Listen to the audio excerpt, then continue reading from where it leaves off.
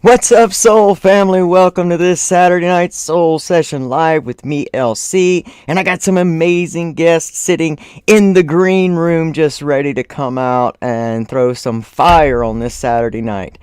Recovery Soul Food is so honored to welcome Mike Fiore and Andrea Thomas of Voices for Awareness. You know, we're going to talk about some things tonight that could make some people uncomfortable but will for sure enhance your entire spirit. We're going to talk about turning the light on in the darkness.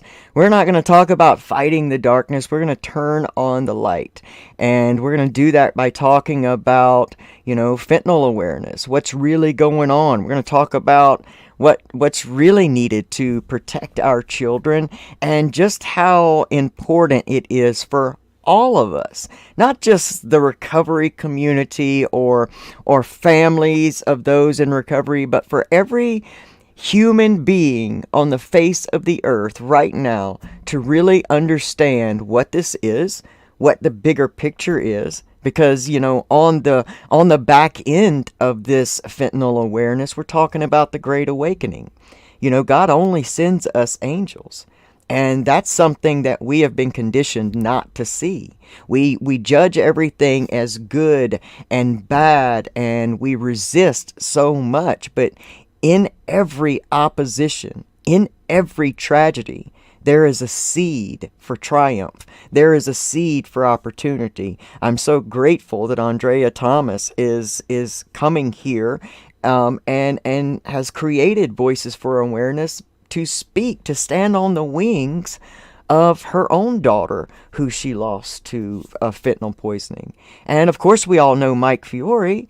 He is also out here in the world using his tragedies as triumphs. So I'm so grateful that these two human beings have come together and that they are sitting here tonight with me, LC, and all of you amazing people. So right now, let me do a few things. I want to talk to you about a book that I love so much. It's my friend Pamela Topjian's book, I Didn't Come This Far to Only Come This Far. You can pick that up on Amazon.com. It's best if you just type in Pamela Topjian, and I'm reading that right now. We know Remy Stowack's Arsenal of Gratitude. If you are in new recovery, or if you're new to like a spiritual or just an awakening process, you want to make your life better, gratitude does that. It changes your perception.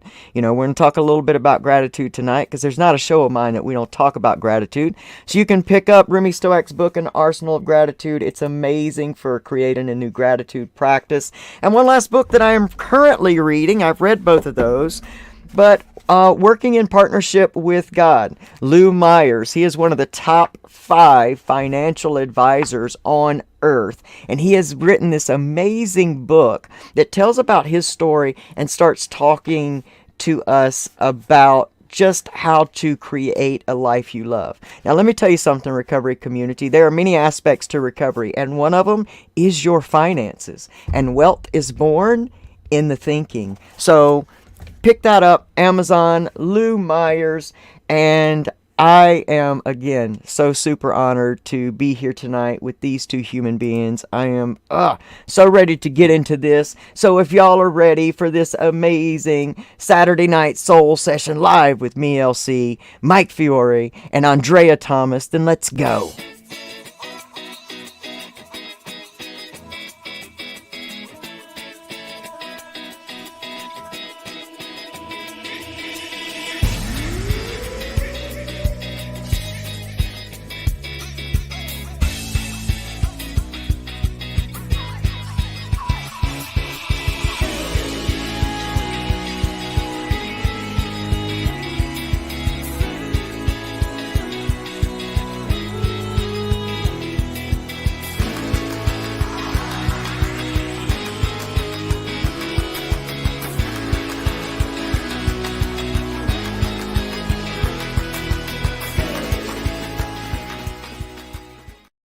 It's the beautiful people in the house. Welcome, Mike. Welcome, Andrea. Thanks for y'all for so much for being here with me on Thank this special you for Saturday having night. us.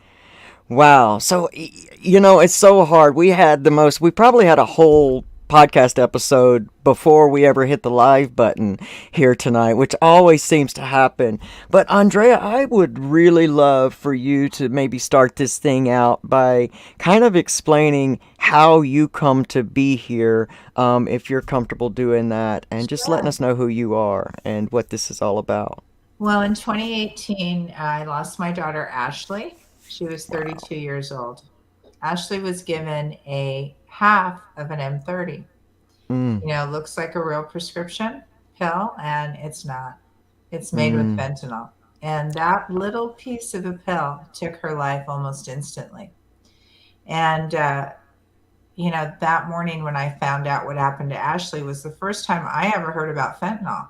wow. And I couldn't imagine that, a half a pill or one pill could take anyone's life. Um, I didn't even think it was true when I got that phone call. I thought it sounded so ridiculous to me that Ashley Wow. took a pill and that it killed her. And shortly after Ashley's service, the day of Ashley's service, my girlfriends pulled me together and they said, "Look at this PSA." And it was from my local police department, and it had that picture that many of us are familiar with now of the two little blue pills. And I knew at that point that Ashley wasn't the only one, right? There were more for them to put Mm, that out. So, that next morning when really I just wanted to stay in the bed forever and not deal with any of this, it was clear to me that we had to start screaming from the rooftops about these pills. And I went to a local park that day because my daughter had been feeding homeless people, and I did not even know. And they were going to have a celebration of her life there at this park on that day while they fed the homeless. And I remember my little 7-year-old grandson was with me, Ashley's son, and I thought I've got to tell everybody here about these pills. And they didn't know. wow. No one there knew. And so that's how it started. And for affected families, it starts with your child. And then you learn about the thousands and thousands and thousands of others. And how can you ever stop, right? You've got to keep telling people. And now, after 4 years, we've passed this mark of um, shutting this down quickly. We've let Mm. so much into the country, and so many people have died. We need to keep talking about this everywhere and anywhere that we can, and that's really how it started for me Gosh, with Ashley.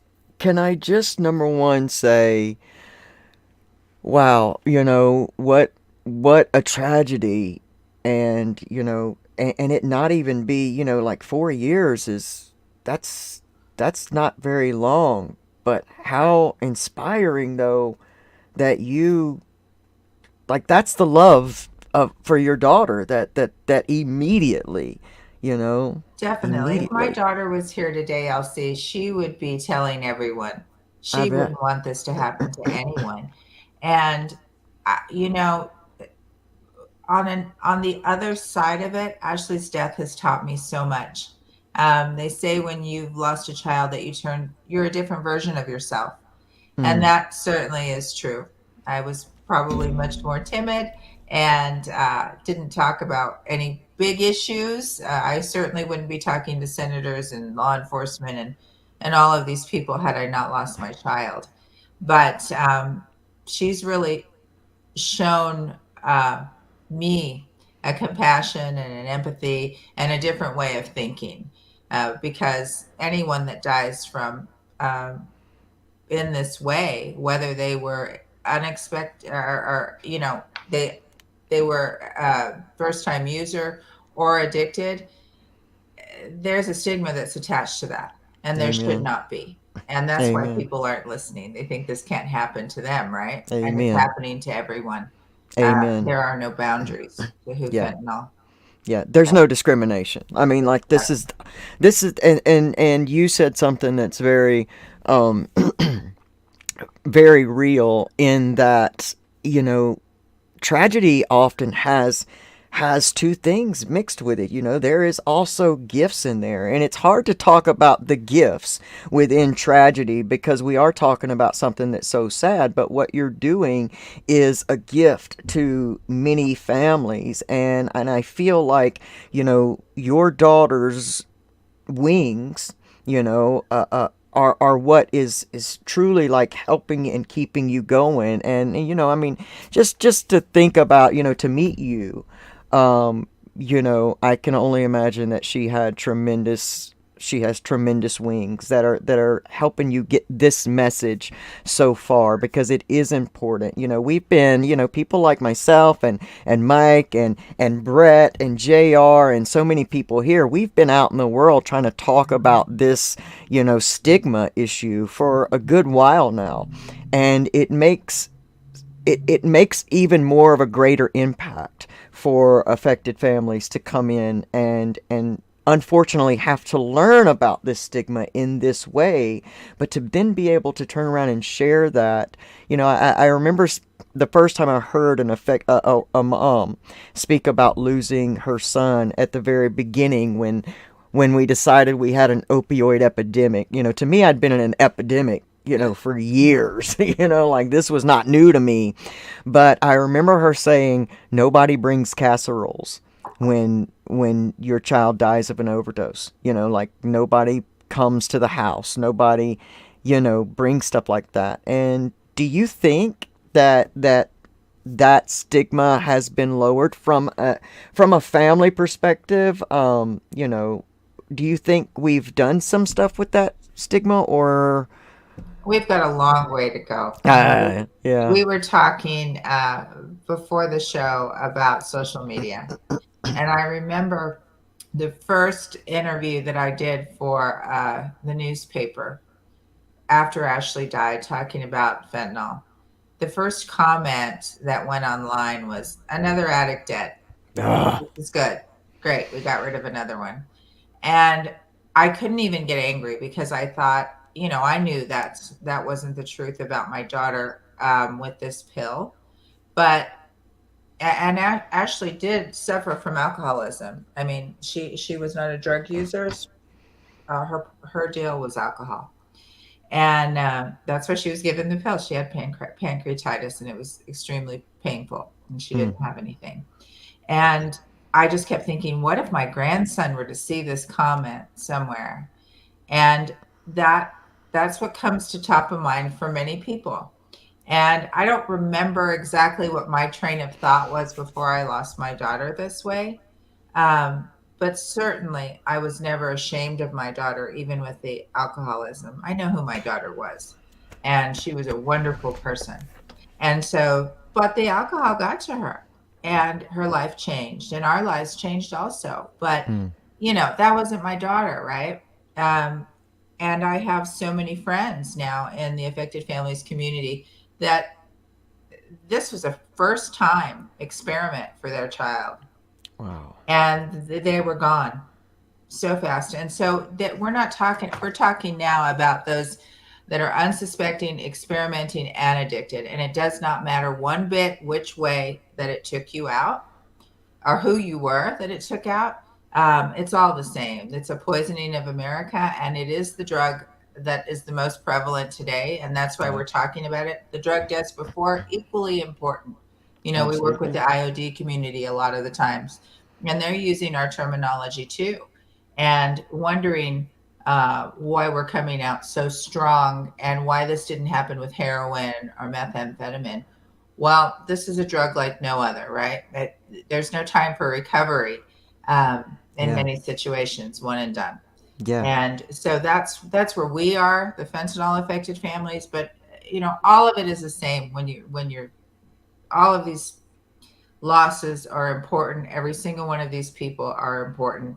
And so I'm glad to, when you said God brings angels into your life, that's what Mike is to me, because he's given us the ability to spread the same message with a different community. We're all just, you know, we should all be saying this no matter where we Yes. come from, which Yes. side. Yes, that was going to be my next question of a great lead in because, I did want to know a bit for those who maybe haven't seen, you guys, your story yet. So Mike, how do you and Andrea come to be, together in this turning on of the light, so to speak? I mean, I'm gonna answer it's just God given, right? Because you mentioned opiate, right? The opiate epidemic. This is not an epidemic. This is not a pandemic. It's a plague. We're being exterminated. You know what I'm saying? Like this is not a drug. It is a poison. It is Yeah, not an overdose. Overdose is the definition, right? The excessive use of drugs. You hear the word overdose, you automatically think it's an addict's problem, so you don't yeah, think you're going to have to deal with it. Fentanyl, you're not exempt. You know what I'm saying? Anyone can get it. Recreational users, first timers, you know what I'm saying? Like addicts, like we're all dying from it. So let's change the verbiage a little bit. Let's take off the overdosing because anyone can have it. It's a poison, right? Because just a little bit of it's going to kill you. I've done enough drugs in a day that I should be dead 10 times over, but I'm still here because it didn't have fentanyl in it. With right. fentanyl in it, I would have been dead, right? So Yeah, let's call it what it is. We're being poisoned, we're being exterminated, right? So, like, we're at war right now. This is a national security risk. One of the statistics I like to give is every 2 weeks, the same, probably more now, though, every 2 weeks, the same amount of people that died in 9/11 die in this country from fentanyl, right? So what happens when 9/11 got bombed? We started war and we raised hell on whoever bombed us, right? So it is a national security risk. We are at war. And when we went to war, our military used every facet that we had. The Air Force, the Navy, the Marines, the Army. This is how we need to fight this war with the families affected, the yeah, addicts in recovery. The addicts using got more power than anyone because if you don't pick up the drug, sell the drug, and steal for the drug, you are putting more dents in this war than any of us can. So we yeah, need you to fight it. Then you have politicians that are fighting in a certain way. Everyone needs to fight this war a certain way. Andrea and I are just bringing something together that should have been done a long time ago because I can't imagine this side of addiction from my family's point of view because I was the addict in the family. So yeah, I'm able to now see it from Andrea's side, and I'm able to get a new perspective on this and allow me to have a little more compassion and empathy and give me more stuff to be able, as far as my arsenal goes, using the gift that God gave me, and that's the ability to just say things a certain way. But her grandson's uncle found me on TikTok. He's like, listen, you gotta link up with my aunt, and it took a little bit of a while because I was still in treatment, I think, when him and I first.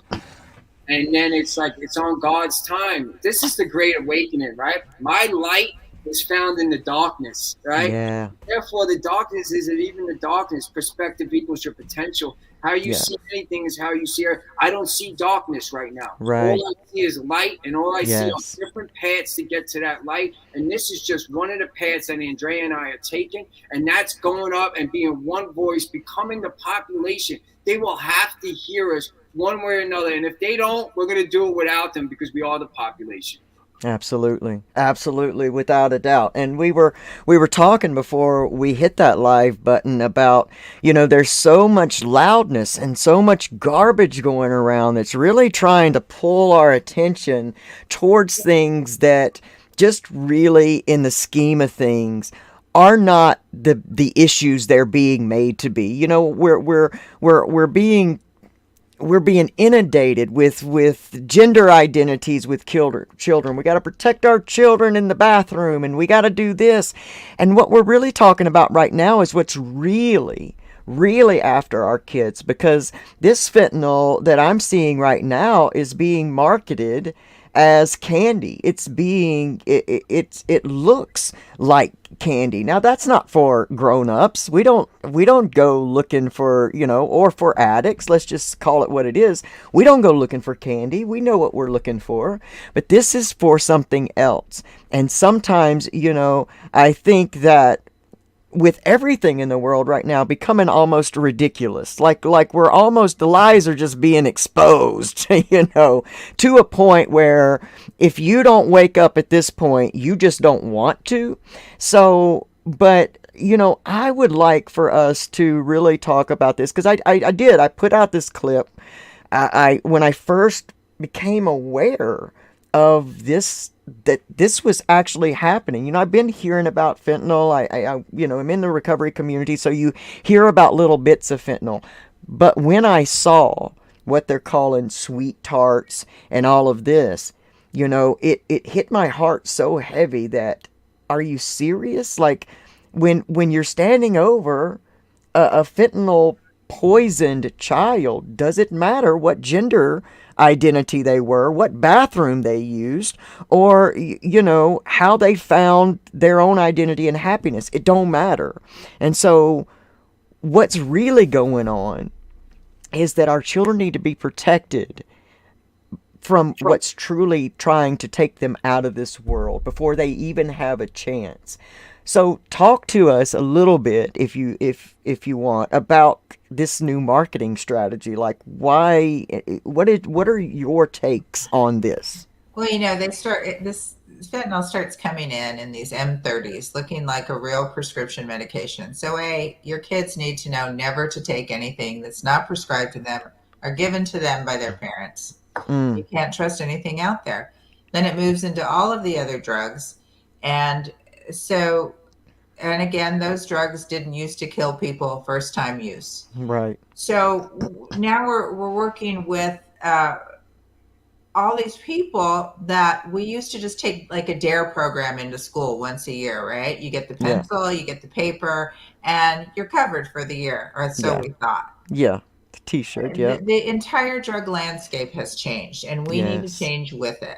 And Mm, so we need to open our minds to have these conversations. Parents that think that their kids don't know anything about illicit drugs, in most cases, are blinded. They think that yeah. maybe this can't happen to them because their son or daughter is not in a dark alley or somewhere that we perceive our children to attain drugs, right?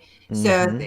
they just have to pick up their phones now, and Yes. the distributor is right there. The access is so easy, and their menus of drugs. It's not like you have to think, well, let me think, who do I think is using drugs and where can I get something? It's Right. everywhere. Just type it in, delivered to your house.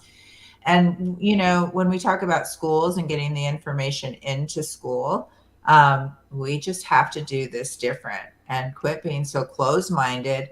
Make sure that not only are we warning the kids, we're not trying to scare the life out of them, right? We want them to understand and know Yes. the lethality of this, because Yes. kids used to experiment and they didn't die. Right. Now, one time experimenting and it's over for you. Absolutely. And this was And one of the things we were talking about. So I didn't mean to interrupt you, but this was one of the things that we were talking about is how, in some ways, talking about this, there has been those that almost accuse, of creating some type of pandemic, or creating some type of chaos or undue fear. But in my humble opinion and experience, if that's creating that fear within you, there's already a fear within you, like a spirit of fear within you. I see what you two are doing right here coming from a spirit of love, which is that, what do we know? That fear is faith running wild, and love is faith focused. And so I think that you said something so important about helping them understand. We're not taking a Just Say No to Drugs program in, or a DARE program saying don't do drugs. This is so much more dangerous, and I can only imagine that your tactics, are changing with these kids and these times, because I didn't realize how advanced. I mean, I think I remember a few years ago when I saw people dealing drugs on social media. I thought, are they crazy? Like, this goes against the whole code. Like, we don't do this. You don't. What are you doing, man? You're just telling them where you are. But this is the world we live in now. This ain't my world anymore. It ain't even yours anymore, Mike. You're much younger than me, but this is a different. Probably a couple years, not Just much. come on, come on. So my perspective on this whole rainbow pill thing, right? They say, well, why would they want to target children? Like, drug dealers want to make money. Why would they want to kill their? Listen, the children are our future, right? Medieval times, right? Didn't kings request payment of children from other countries so they could build their army? It's kind of like Talk the same about it. thing. They're taking our army away from us. Our children are our future. And then bring social media into it, right? The algorithm, right? The 5-second and the 7-second videos. They're limiting our attention span. Everyone's watching 5 and 2-second videos and on to the next, on to the next. Our brain registers these things more than we might understand. So then when we go out into the real world, guess what happens? Our attention span is like a goldfish. It's just jumping from thing to thing to thing. So I get the argument that maybe the government is creating some kind of, I get it. I can't go with it though. I just don't agree with it, because if I was another country waging war on us, just say, I would go after the children. I would go after, because that's the future, right? So and then with the school programs, right? It's different now. When I was a kid in school, whoever came and spoke about drugs, I wasn't hearing you because I was a kid. I was invincible. The difference now is you have kids in junior high school and high school that have had friends die of fentanyl poisoning. That's the difference. I didn't have any friends in school that overdosed on heroin and cocaine when I was 12, 14, 15, 17, 18, 20, 25.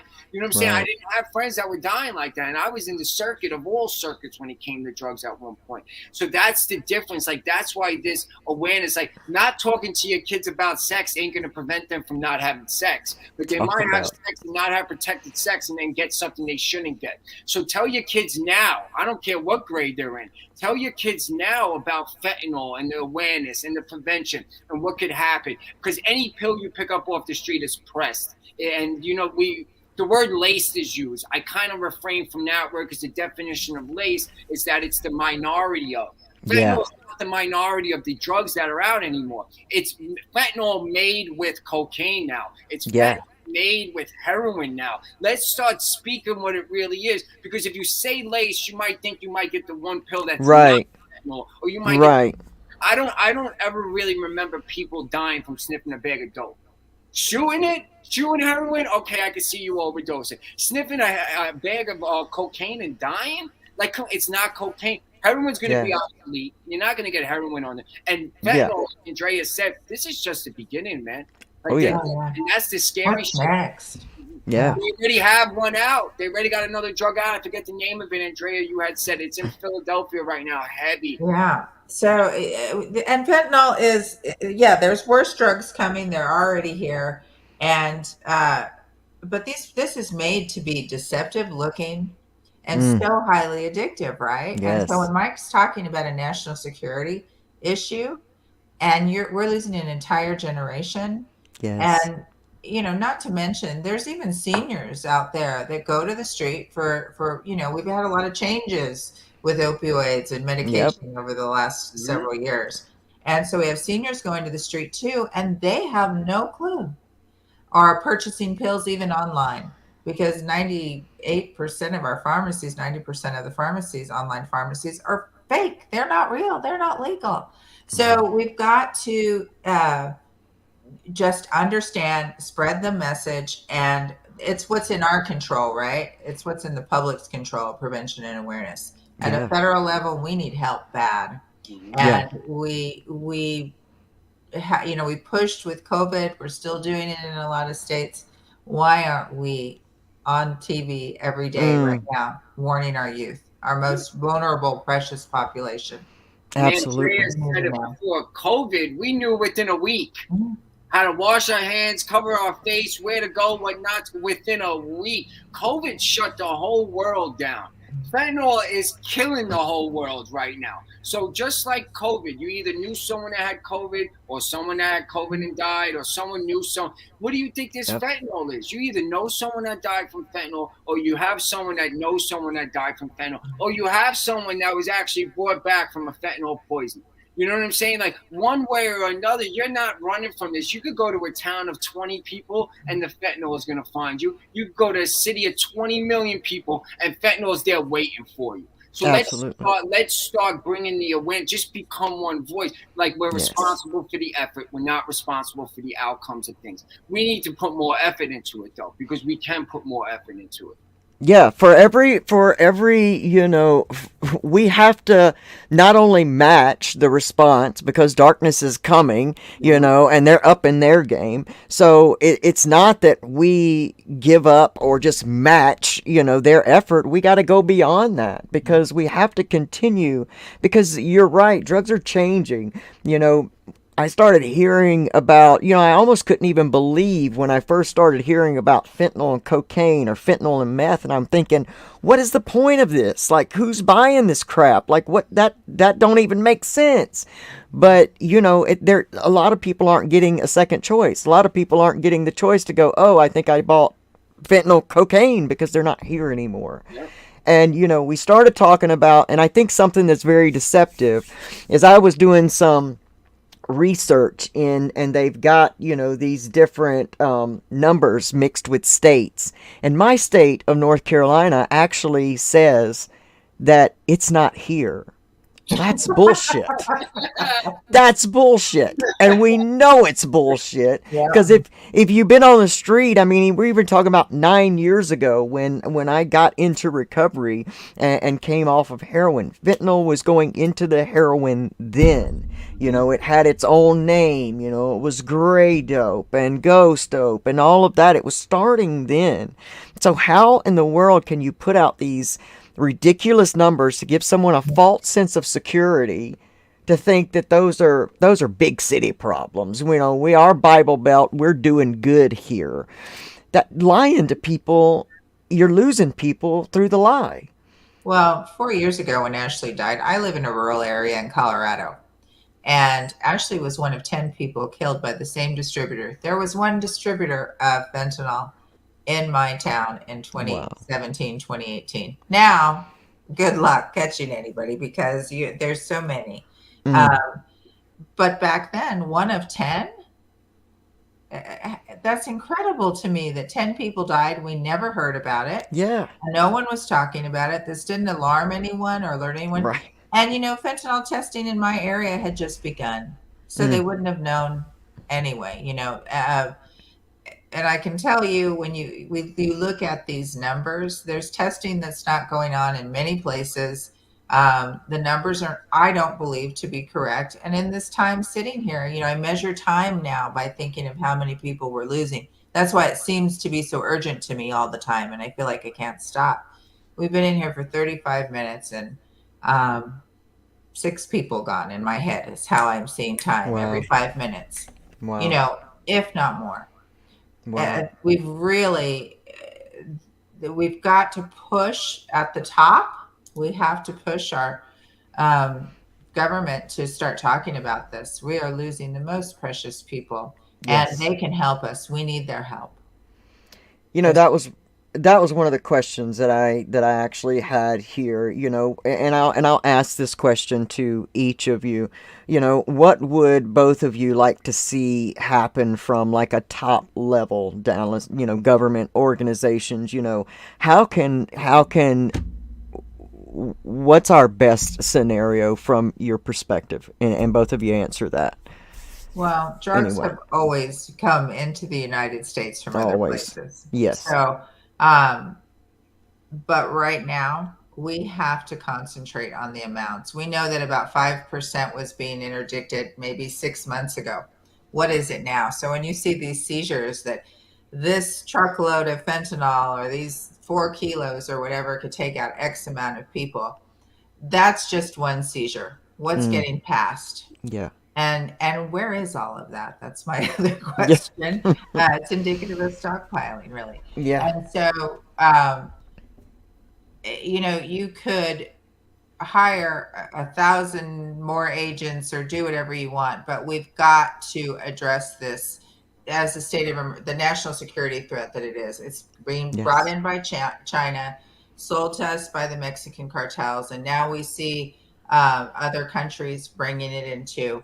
Yes. That needs to be addressed. And Yes. when you talk about, war on drugs didn't work and all of these things, well, it's exactly what Mike said. It's not working, and we've got to uh, figure out how we can hold them accountable for taking out so many Americans. And Absolutely. that would be number one, address the national security threat. and the public health crisis, because now this has made even more people addicted, people that thought they were using another drug, and and fentanyl was in it, and they can't stop. The Yeah. recovery rate is really small there. So we've got to address the public health crisis, and we've got to get warnings out to the American public, like ASAP. If I could pick one thing right now, go on television and tell everybody, like you warned us during COVID, and Yes. get the word out there. Make it Yes. mandatory at this point to be in schools. Don't wait till it's too late. Look at the kids we've lost in the high schools in the just last month. Yeah. It Wow. happened next week and the week after, and continue on until we get the word out. Gosh. Amazing. So, Amazing. I mean, I'll shoot for the stars real quick. Shut down the fucking border. Just shut it down. And 30 days, and let's see what happens. You know what I'm saying? But, like, you asked, so that was the first thing that popped up. Hey. But It's an open show. You said I wanted the truth. I want the truth. I was on Dr. Phil. So the guy Derek, right? He took one of them sugar packets, the sweet and low packets. He ripped it open. He put it in his hand. He showed the audience. He said, "This is enough fentanyl to kill 500 people. One sugar packet, right? There's enough fentanyl coming into the country on a monthly basis to wipe out the whole population." So let me go, because what I know is recovery. I work in treatment. Our treatment facilities need to get better. You know what I'm saying? Yeah. Get us off the drugs. They don't teach us how to stay off the drugs, and then they push us right out back into where we want. So let's start creating treatment facilities that help us build our credit, right? Yes. Our job training, resume building. You know what I'm saying? With housing after the fact. Right, you're just coming in and you're collecting insurance money. You got these body broken companies, these private insurance companies, sending people from one state to another state just to collect the money. Like, it's a whole insurance scam. You know what I'm saying? Make a whole task force to start dealing with that. Because if your child happens, and I hate to use this, for the lack of a better word, not be the one and done, they're gonna be addicted, right? Yeah. So now, how do we tackle that? You know what I'm saying? How do we tackle the addiction? Because a lot of us don't go to treatment, LC, because it's bullshit at the end of it. You have to change the curriculum. You know what I'm saying? You need people like us in there. I'm not saying third people need to be there. I'm not saying that. Like, I work in treatment. The ones that put most of their heart in there are the ones that used to be addicted that are in recovery. The ones that are just for a paycheck. As a client myself, I don't even want to hear your bullshit. Even if you have something that can help me, don't say you know how I feel, because you don't know how I feel. Get it in a book. You know what I'm saying? You understand how I feel. You don't know how I feel. You know what I'm saying? There's a difference between the two. So my thing is, we got to hit, and then the schools. We got to get into the schools, and you have to let people like us speak in them schools. Not a suit, not a slideshow all the time. You know what I'm saying? Don't show us Snoopy and Donald Duck walking and picking up. No, that's not going to work. Like, you got to give these kids the reality of what's really going on out here. Yes. What's really going on out here is you're going to die. And because of television, because of the brainwashing of television, the death has been so diluted that we don't even appreciate what death really matters. You know what I'm saying? That means you're going to die one day. So you should be living your best life today. You will never get October 8, 2022 again. You know what I'm saying? But we don't realize, because we keep waking up every day, that we think tomorrow's guaranteed. It's not guaranteed, especially when it comes to this fentanyl. You got 6 bullets in the chamber, and you think you're playing Russian roulette. No, you're just playing suicide at this point. Yes. Yeah, I remember when Ashley first died, and thinking that every time I told her story, that I was just the poor lady that had lost a child, a human interest story, right? Well, now people in these, the affected families, I know they've lost 1, 2, 3 children, or 2 of their children, and a brother and a sister. I mean, this is so horrible. And I got to a point where I just wanted to talk about fentanyl, because I thought that's what they're looking at. They're just looking at my daughter being gone, and they close the newspaper, turn off the TV, and they don't think about it anymore. Poor lady. And that's not what it is. There are hundreds of thousands of families out there, and it's happening every day, every 5 minutes, all day long. Absolutely. And so this is worse. When you talk about all these issues clouding our minds and us getting filled up with all this negative information. Say it. And energy. You said the word energy. You said it. Why aren't we looking at this at the top? of our Yeah. problems when we're talking about our youth. Yeah, because when we're talking about like we're real and we're in it right now, so let's get in it. So we're talking about issues right now that really don't matter. We're still in the pick a side culture, and we are being destroyed. You know, when we talk about America, America's been the number one superpower or whatever for so long. How many people, how many other places want to take a shot at us? And I think that there are specific ones that have been playing the long game with us for a long time. We'll just watch them implode. Now, I believe this when we saw the whole opioid epidemic and crisis really, come to the forefront. That, but remember, it had to get to the suburbs before it ever came out into the forefront when other people have been dying for years in there. And I think that, we've been watching ourselves implode, and right now they're up in the game on us. Yeah.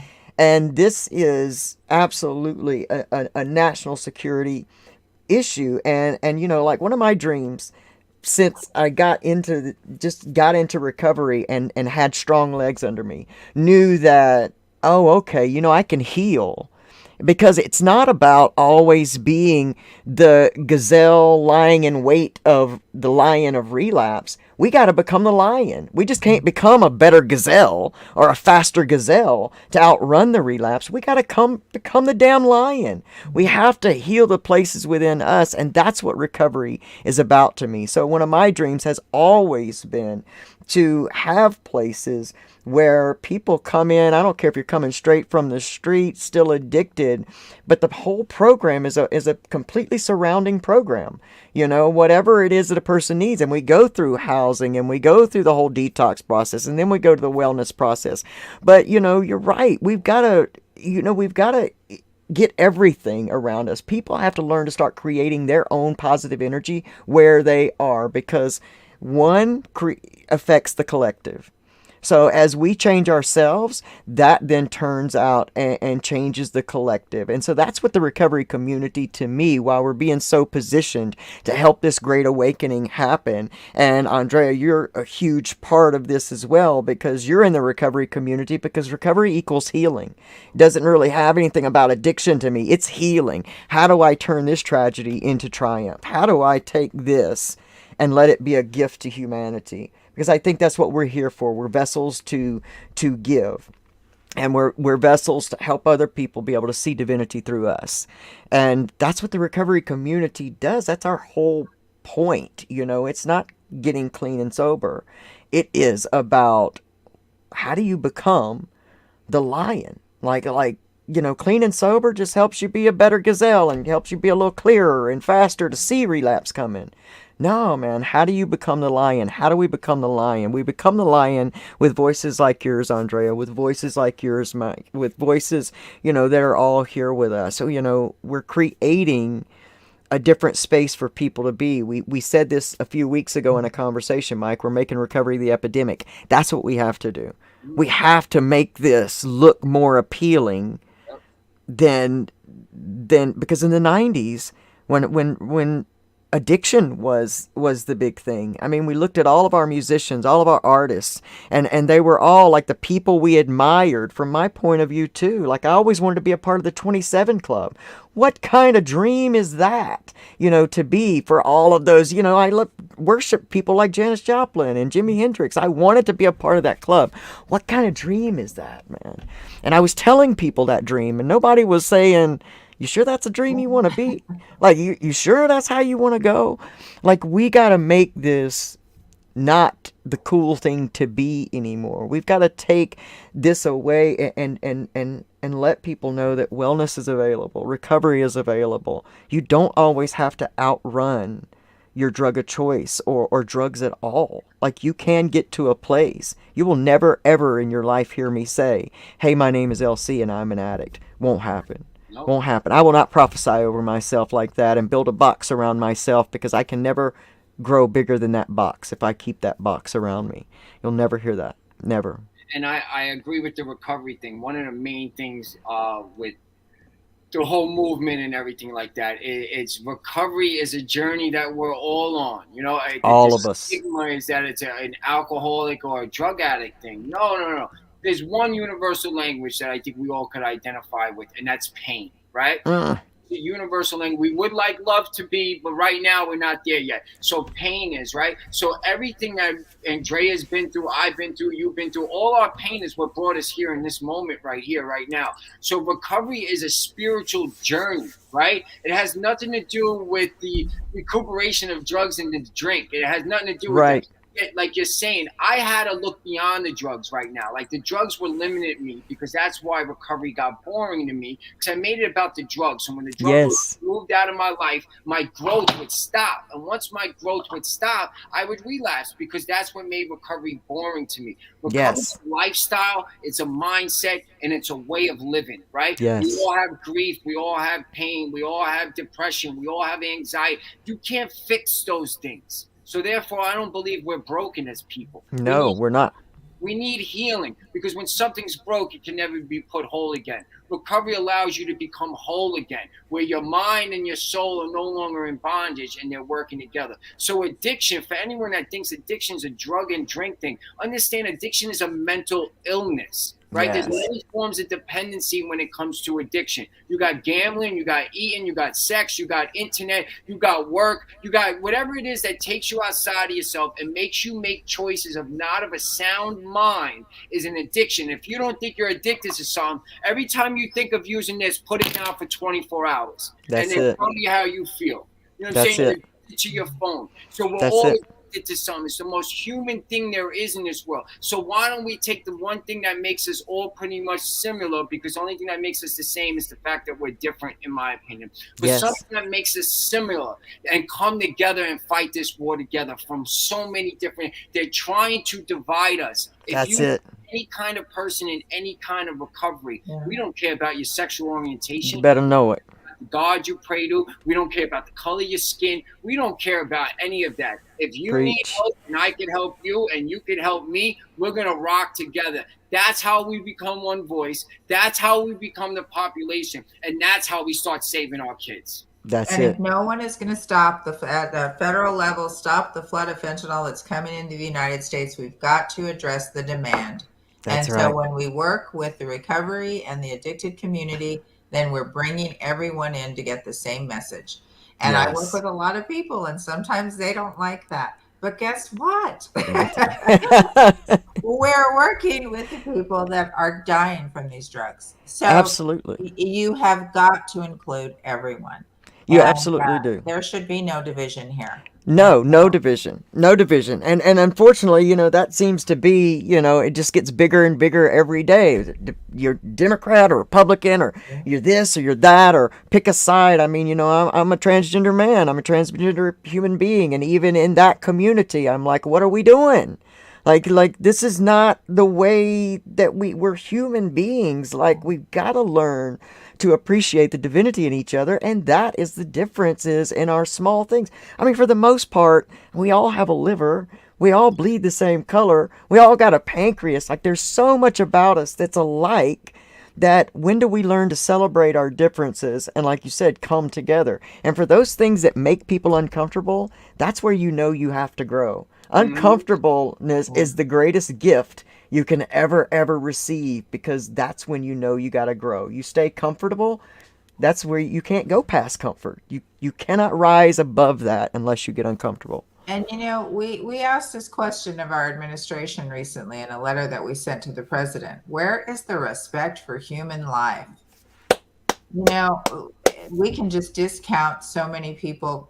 My organization, Facing Fentanyl, just had a national day, the first Fentanyl Prevention and Awareness Day. And people said, that's ridiculous. We need a day for this. Well, when you lose hundreds of thousands of people, yeah, you do. And so at first I was wondering if we were making a mistake doing this by having a national day. But you do have to recognize that so many people have been lost, continue to be lost. I shudder to think about the numbers. I don't even want to see them because it will be mind blowing and horrible to know that many more people, as if people are just vanishing. And that's Yes. okay. Yes. To open our eyes, and we need to work together. Absolutely. That brings me to another question, and it's kind of on the same lines as the last one. But how can we, as a human collective, and we've talked about this a lot, but more specifically, how can we, as a human collective, help raise the awareness about this? So just say, not what we're doing right now, but if just the everyday person going to a job not in the recovery community or whatever. How can we help? How can we become a part of this right where we are? Well, I think that, first we need to reach out to our kids. If you're listening to this, have the conversation now. Just Mm, ask, what do you know about fentanyl? Have you mm, ever seen any of this on your phone, um, or anywhere? Do you know someone that's died from it? Start the conversation. It's not that terrible. Open the door. yeah. And you can, you keep talking about it later or whatever, but let your kids know first and foremost.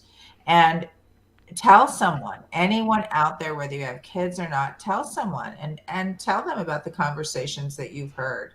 And it can happen to anyone. Doesn't matter how much. There's no socioeconomic boundary for this, Amen. for fentanyl, and it's horribly devastating. And that's why people like me and the hundreds of thousands of my friends that have lost a child or someone they love are so adamant about going out there and spreading education and spreading awareness, because this is devastating. Absolutely. There's no looking back to Yeah. this. Yeah. So for Yeah. me, Mm, right? So something's not your problem until it becomes your problem. And then when it becomes your problem, you're wondering why nothing was done about the problem. So it'll become part of the solution. How you become part of the solution? Go to the PTA of your child's elementary school and ask them if they're mm. holding anything about fentanyl awareness. If your child's in high school, go to the counselors, go to the teachers. What are you teaching my child about fentanyl? What do you know about fentanyl? If you have nephews and nieces, you don't have children, go to their school. You know what I'm saying? Help the message be spread. You see something on social media, share it on your stories instead of sharing Yes. the video of the dog and the cat running after each other. You know what I'm saying? Yeah. Start sharing, start flooding it like the way they're flooding it with drugs. Start flooding everything with the awareness and the prevention. And what I really think, we need our musicians, we need our celebrities, we need the artists, we need the people. The newspapers are a little different, right?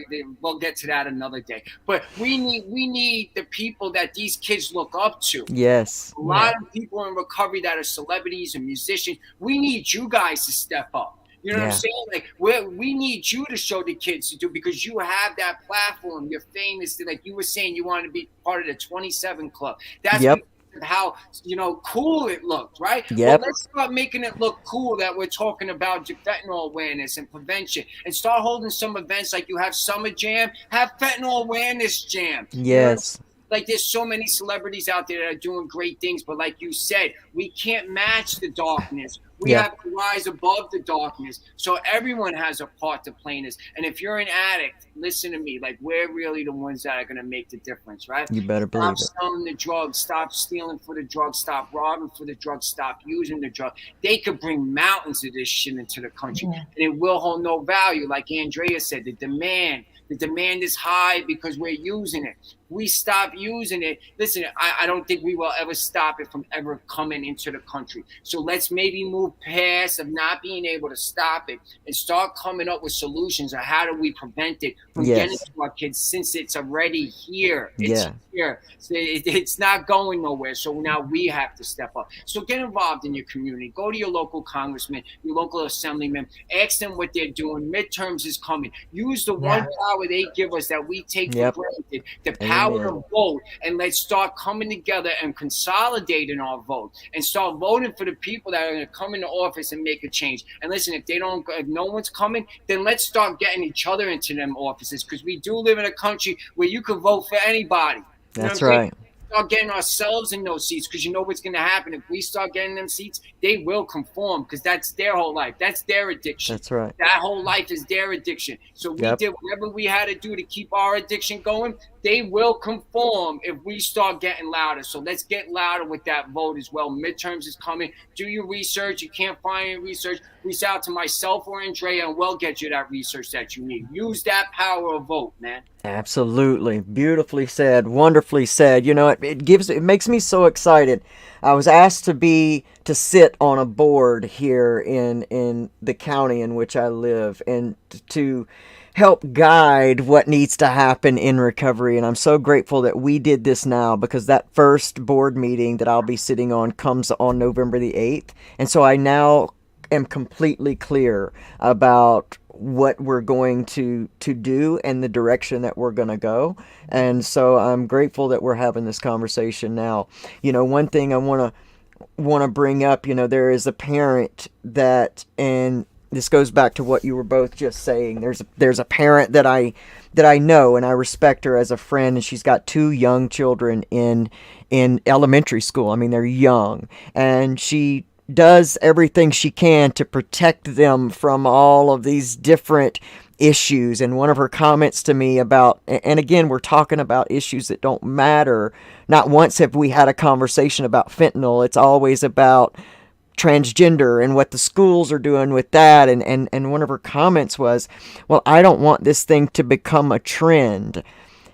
Why are people so afraid to have these hard conversations with their kids? If you don't have this conversation, you know, it's easy to have a conversation about something that you can put hate into children about. It's easy for you to do that when it comes to other people.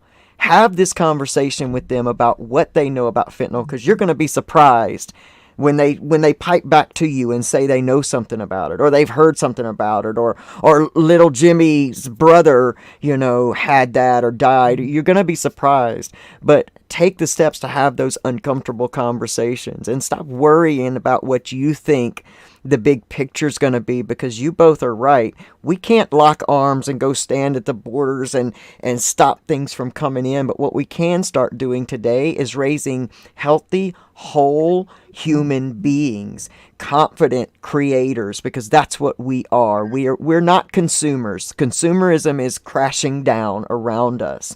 We are creators, divine creators. That's who each one of us are. When we start to cut out some of the deficits in our children, then we can stop some of that addiction. And when we start working on ourselves, no matter how old our children are, you know, my son's 22, I'm still trying to be the best father I can be, because no matter what, you know, as long as he's on the earth, he's always going to be looking to me for what the next example is, whether he admits it or not. And unfortunately, he is in a relationship with a much older woman that does have an opioid issue. And so I've been talking to him about fentanyl, like, listen, don't ever take something, you know, that's given to you. These pills, oh, well, she buys them from this. I'm like, that's what she thinks. You know, that's what she thinks. Don't you get involved in that, man. You know, these things are deadly. They're dangerous. These pills can look identical. And I sent the post, the little blue pill post, you know, to him. And so I'm grateful to have that type of information at my fingertips so that I can make a point. So it's not just dad saying something, but here I can show you this as well. So how can people, so this is how the quickest place that people can get in touch with you, Andrea, is facebook.com/voicesforawareness. They can go to my website at voicesforawareness.com, or just contact me, Andrea, at voicesforawareness.com.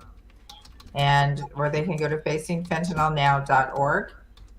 If they're an affected family or want fentanyl facts, they can find that there, and a lot of support for them. There's so many people other organizations that I work with that are so wonderful, and all over the United States, and very supportive for new families. That and so that's facingfentanylnow.com, right? .org. Okay. .org. Oh, see, I gotta edit that. Or voicesforawareness.com. Okay. All right. I want to make sure that gets up there, because you have so much amazing information. And Mike, we know where to find you, most of us, and I'm going to throw that up there too. So anyone out there, like, let's say we need people to start going to town hall meetings. We need people to start, you know, showing faces and letting them, you know, letting these people in legislation know that we're here. We're going to make a presence. So whatever state you're in, whatever town you're in, he's going to DM me.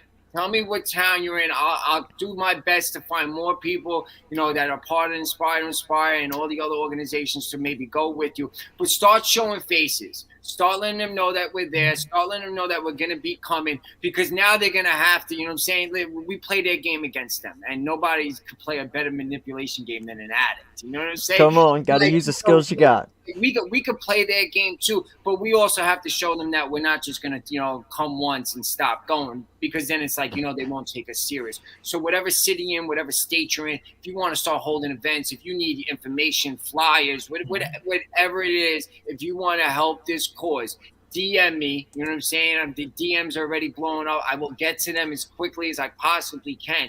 But we need your help. This is how you help us. This is how you help. You know what I'm saying? You make a life matter. And how you can make a life matter that's no longer here is by making more awareness and prevention, so the next life isn't lost. So you can make lives matter across the board, whether they're here in the physical or not, because the spirit is always here. So let's continue to lift spirits. Let's continue to lift each other up. And please, please jump on board with us and help us out with this.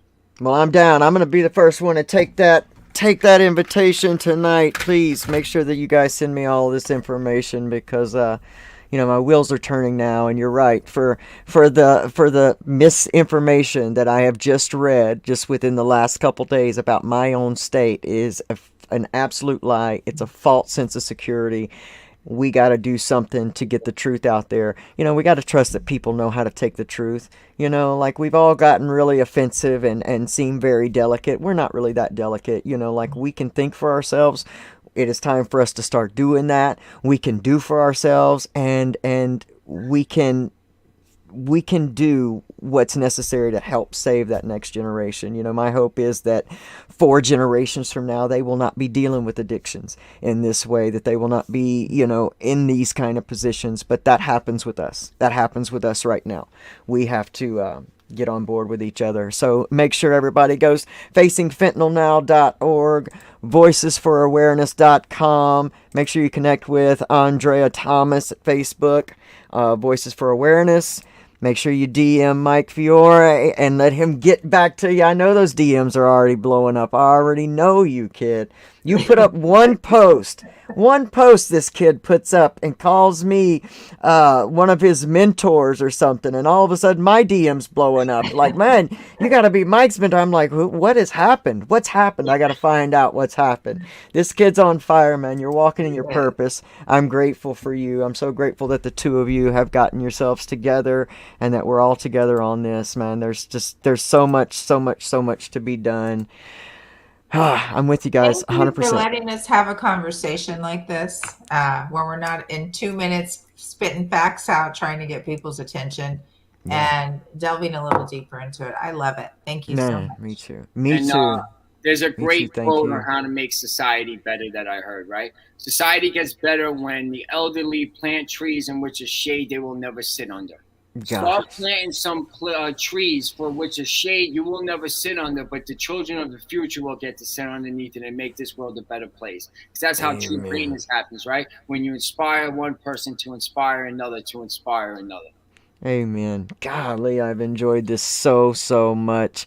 I love both of you. Andrea, I've just met you. I'm already a fan. This is my Soul Tribe season. I'm telling you. This is my Soul Tribe season. I'm so grateful. Everybody, I'm knocking stuff over. Everybody do all the stuff. Make sure that you get in touch with Mike, get in touch with Andrea, start doing what you can do on your local front. Make sure that you push all the cool buttons and you're able to get this message out more. Algorithms can be used for bad, algorithms can be used for good. So let's start smashing those like buttons and start getting stuff like this in the algorithm so we can see more of it and save more lives. That's what it's about. I love you guys so much, and guess what? Next week we're going to have Mike back on with Curtis and Danny of the Sober App 2.0. We're going to know what's happening there, when we can start looking forward. Man, I can't wait. I cannot wait. I'm so excited. And so y'all join us back here, same spot at 8 p.m. Eastern Standard Time. Mike Fiore, Curtis Waslow, Danny. It's the Sober App 2.0. But y'all make sure you do all that you can do.